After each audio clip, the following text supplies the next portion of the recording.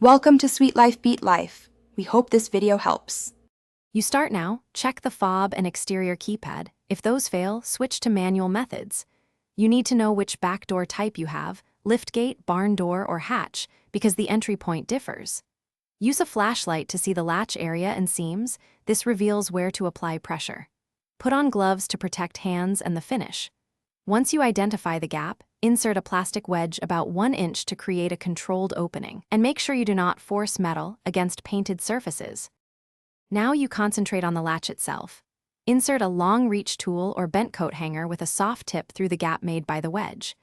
You should move slowly, feel for the actuator or cable, and trace the mechanism with small, deliberate motions. This prevents damage. If you find a pull cable, pull gently and steadily. If there is a switch, press it briefly and release.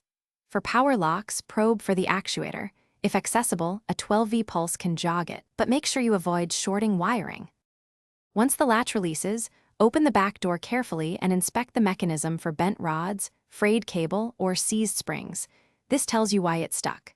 Make sure to lubricate sticky components with silicone spray, not heavy grease, so electronics and seals remain safe. Refit any trim you moved and test lock and unlock cycles 3 times to confirm reliable operation. If you encounter a deadlock, broken cable, or complex electrical fault, stop and contact a professional. Thanks for watching. Consider subscribing if we helped you.